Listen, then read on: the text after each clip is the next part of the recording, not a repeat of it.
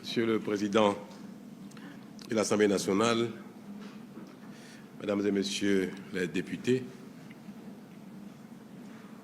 à nouveau, je me fais le devoir et le plaisir de venir ici, dans le temple de la contradiction politique constructive, vous entretenir sur l'état de notre nation. Honorables députés, alors que le monde s'enfonce globalement dans un cycle d'incertitude et d'instabilité, que les foyers de tension se multiplient ici et là, déstabilisant l'économie mondiale, que la démocratie, l'ordre mondial, la coopération internationale et le climat paraissent plus que jamais mal en point, le Bénin continue, sans tapage, d'avancer sur le chemin de son développement et de la consolidation de son unité. Nos succès sont incontestables dans tous les domaines, même si leurs effets ne sont pas toujours immédiatement perceptibles. Le seul domaine dans lequel nous sommes toujours à la peine reste celui de la lutte contre le terrorisme sur la frontière nord du territoire. Malgré nos efforts qui nous permettent de contenir le mal, voire de le faire reculer, nos forces de défense et de sécurité positionnées sur nos lignes de frontière nord continuent d'être éprouvées par des terroristes en totale liberté dans des pays voisins. Cependant, je peux vous affirmer que les investissements qui sont en cours, tant en matériel, en infrastructure qu'en ressources humaines, nous permettront, sous peu, de tenir les terroristes loin de notre territoire. Honorables députés, la cherté de la vie et le faible pouvoir d'achat du plus grand nombre d'entre nous demeurent aussi pour moi un point d'insatisfaction et de peine. Mais en vérité, un pouvoir d'achat suffisant pour chacun de nous tous n'est-il pas l'objectif final de notre action commune? Est-il réaliste que, venant de si loin, nous soyons déjà tous satisfaits de tout? Nous n'y sommes pas encore. Mais, ensemble, nous construisons jour après jour le pays afin qu'il offre à chacun, à terme, les meilleures opportunités d'épanouissement en fonction des efforts fournis. C'est ainsi que, dans chacun des domaines fondamentaux permettant au pays de parvenir à cette étape, nos progrès sont continus et incontestables. Depuis 2016, notre pays progresse par notre travail à nous tous.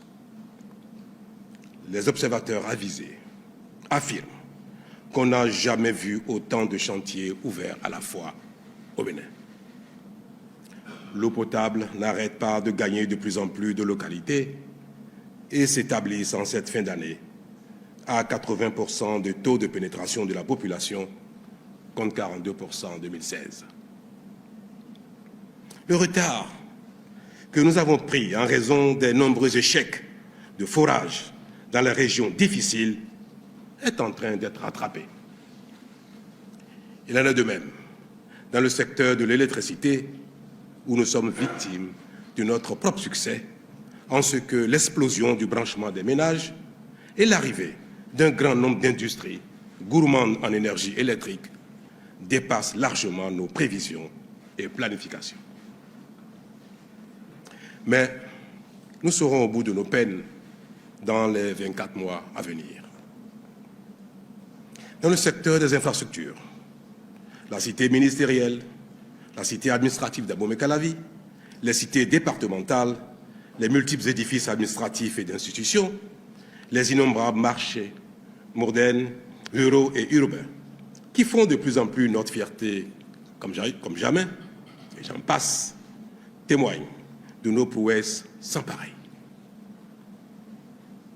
Le secteur de la santé n'est pas en reste, et le meilleur s'annonce déjà. Le centre hospitalier universitaire international d'Abomey-Calavi, l'hôpital de zone de Savé ou celui de Tchaourou sont autant d'exemples qui nous donnent l'avant-goût de ce qui est en cours. Dans le secteur productif, notre dynamisme reste soutenu et enviable. L'industrie, l'agriculture, le commerce, les services et l'artisanat progressent de manière remarquable.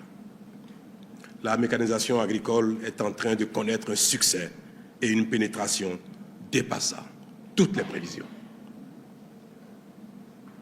Il en est de même pour l'industrialisation du pays, dont la vitesse surprend tout le monde avec ses exigences de matières premières agricoles, suscitant quelques controverses et justifiant ainsi que le progrès nécessite souvent des sacrifices. Quant au bon fonctionnement de notre administration publique, le constat reste éloquent, même si beaucoup d'efforts restent à faire.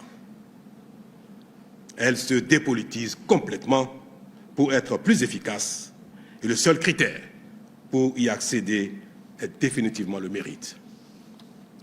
Nos services publics se dématérialisent et sont de plus en plus accessibles aux usagers, faisant reculer les tracasseries et la corruption.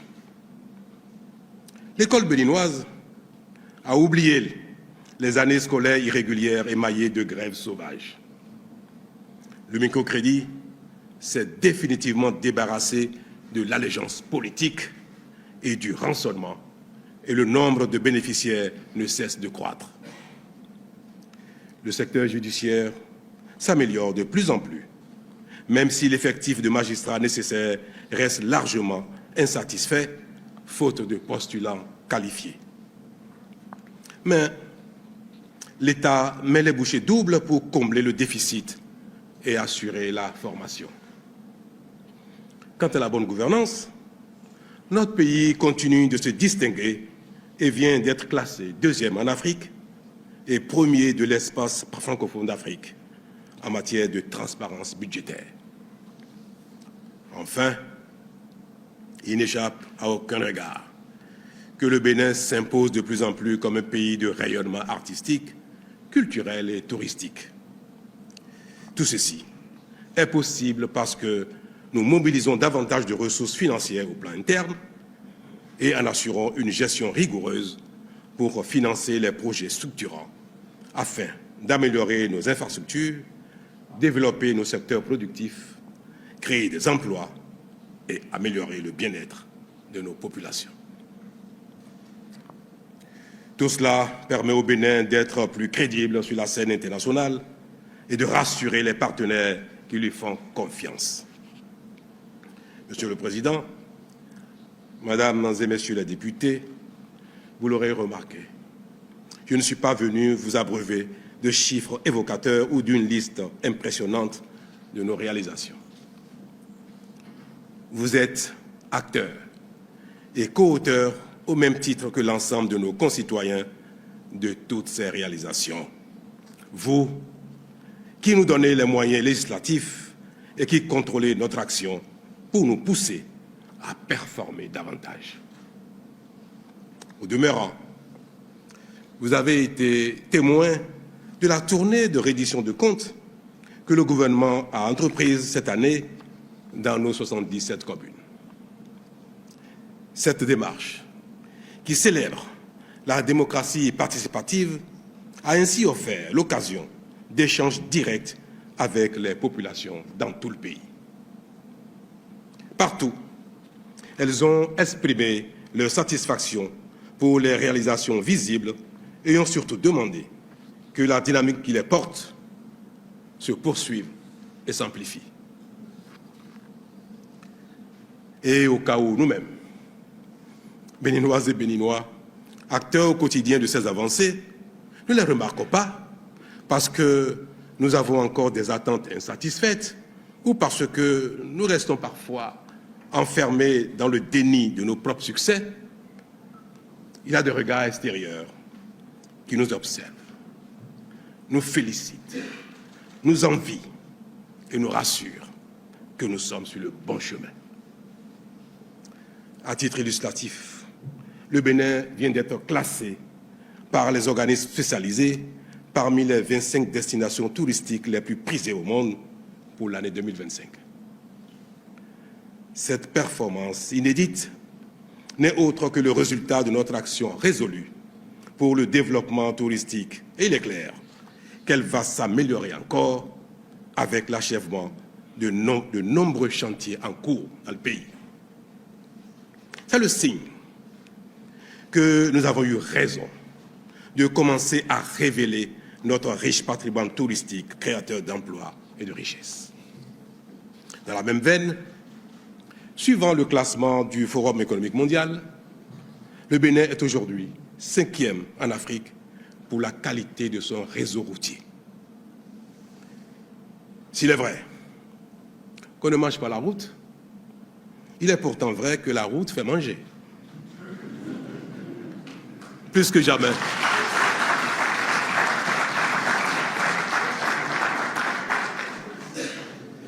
Plus que jamais, nous pouvons affirmer que le chemin du développement passe par le développement de la route.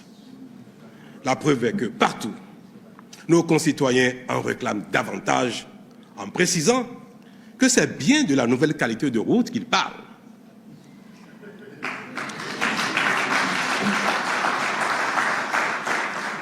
Honorables députés, cette qualité qui caractérise désormais notre action, comme l'illustre notre réseau routier, est devenue la marque de la gouvernance publique du Bénin et celle de sa signature. De sorte que la notation de notre pays ne cesse de s'améliorer. Récemment d'ailleurs, notre notation est passée de B à 2B dans un environnement pourtant globalement difficile. Ainsi, notre pays se positionne parmi les meilleures signatures d'Afrique subsaharienne et peut emprunter à des taux de plus en plus bas. Un autre exemple par lequel la communauté internationale cite notre pays comme modèle est notre programme de cantine scolaire, grâce auquel nous donnons par jour un repas chaud à plus de 1,3 million d'écoliers dans plus de 80% de nos écoles primaires publiques, dont 95% d'écoles en milieu rural. De fait, d'autres pays viennent de plus en plus s'inspirer de notre modèle. Un indicateur, un dernier, et pas des moindres. Cotonou vient d'être classée première ville la plus propre de l'Afrique de l'Ouest et 6e de toute l'Afrique.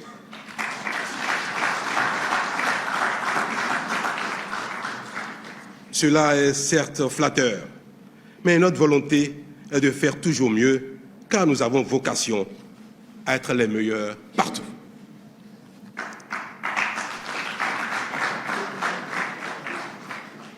Tout ceci devrait nous convaincre que notre Bénin se construit grâce à nos propres efforts.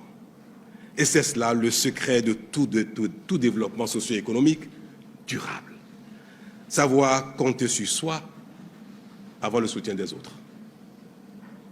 Mesdames et messieurs, les représentants de la nation, mais à quoi devons-nous une telle dynamique qui nous vaut les prouesses remarquables que le monde relève et apprécie, dans un contexte où nous n'avons encore mis en évidence aucun gisement minier? L'ampleur et la qualité de nos réalisations tiennent de notre volonté de changer le destin, de notre ardeur au travail, mais davantage de l'état d'esprit qui nous caractérise désormais.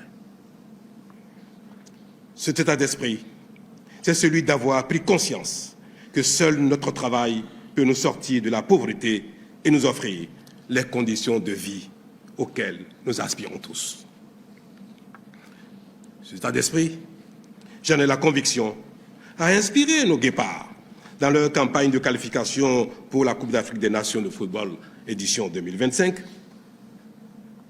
et il leur a permis de surmonter les difficultés, même lorsque cela paraissait impossible, pour revenir sur le devant de la scène continentale. Et j'ose croire qu'ils y puiseront désormais les ressources pour s'y maintenir et viser encore plus haut. Monsieur le Président, honorables députés, viser plus grand et plus haut, au-delà des individus et des petits groupes, doit être aussi le leitmotiv de notre pays dans son ensemble. C'est cela qui va accroître nos performances, les densifier, les porter à l'échelle afin qu'elles impactent de plus en plus et durablement la qualité de vie. Pour y parvenir, nous avons besoin aujourd'hui et surtout à l'avenir de ressources humaines aptes, capables d'exploiter au mieux leurs capacités au service de la nation. Or, il est un fait que le retard de croissance affecte particulièrement les enfants au cours des 1000 premiers jours de leur vie, c'est-à-dire du 3e mois de gestation jusqu'à l'âge de 2 ans, période durant laquelle le cerveau de l'enfant se développe pour l'acquisition du potentiel cognitif nécessaire à la construction du capital humain. C'est pour cela que le gouvernement a initié le projet de supplémentation nutritionnelle des 1000 premiers jours qui vise à préserver nos enfants des préjudices irréversibles des carences nutritionnelles durant cette période et ainsi leur permettre de grandir en bonne santé avec la préservation de tout leur potentiel cognitif et intellectuel. Grâce à ce projet, dont la phase pilote est déjà en cours et qui sera bientôt généralisé dans tout le pays, nous fournirons gratuitement des suppléments nutritionnels aux femmes enceintes, aux femmes allaitantes et aux enfants de 6 à 24 mois. Mieux, les frais de consultation prénatale dans les centres de santé publics seront pris en charge par l'État pour faciliter l'accès aux suppléments nutritionnels au plus grand nombre de femmes enceintes ciblées par le projet.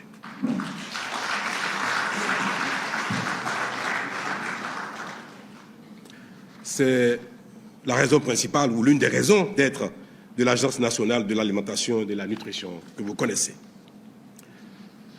Mesdames et Messieurs les députés, associé à cela, la pertinence et la qualité de l'éducation et de la formation constituent les prérequis indispensables dans le processus de développement socio-économique. C'est pourquoi, et vous le savez déjà, le gouvernement a fait le choix d'une refonte totale de notre système éducatif en vue de donner la primauté à l'enseignement technique et la formation professionnelle. Là-dessus, parce que les travaux de construction, proprement dit, n'ont pas commencé, je sais que certains doutent encore de la réalité du programme de mise en œuvre de 30 lycées techniques agricoles, de 8 écoles de métiers dans les secteurs de l'énergie, du numérique, des bâtiments et travaux publics, de la menuiserie, du bois et de l'aluminium, de l'eau, de l'assainissement, de la maintenance des véhicules et des équipements industriels, du tourisme, de l'hôtellerie, de la restauration, de la mode et du textile. Je comprends les impatiences, mais je voudrais faire observer que les études techniques ont pris du temps, plus de temps que prévu, en raison des standards que nous exigeons désormais au Bénin. Elles sont maintenant achevées. Et les travaux de construction et d'équipement de ces écoles de métiers, de ces lycées agricoles, démarreront dans les tout prochains mois, avant la fin du premier trimestre 2025, sachant que les ressources financières nécessaires sont déjà disponibles à plus de 440 milliards de francs CFA.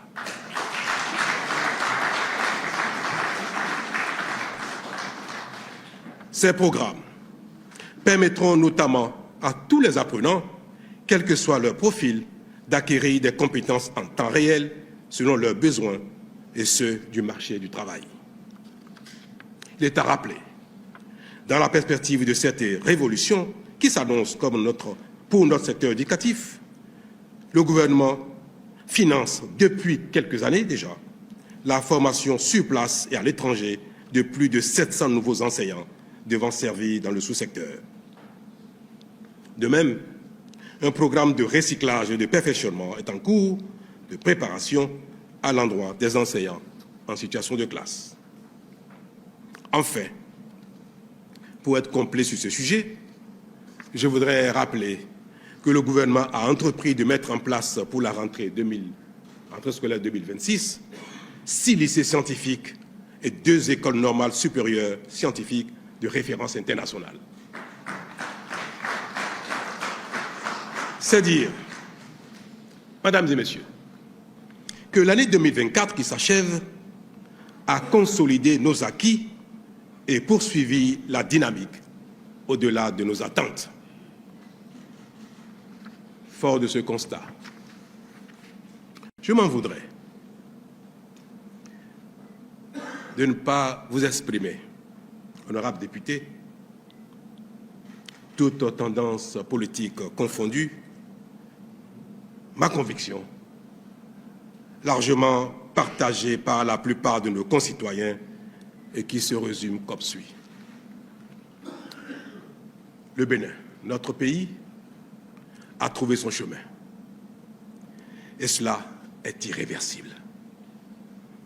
Peu importe l'opinion et le souhait des nostalgiques en quête d'un retour à notre passé honteux.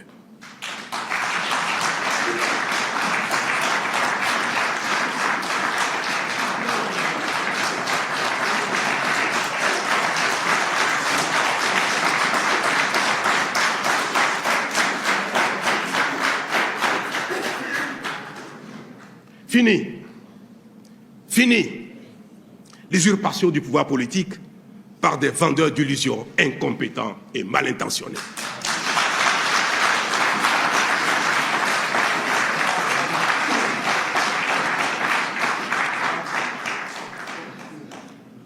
Aucune supplication, aucun râlement, aucune menace ne nous fera reculer.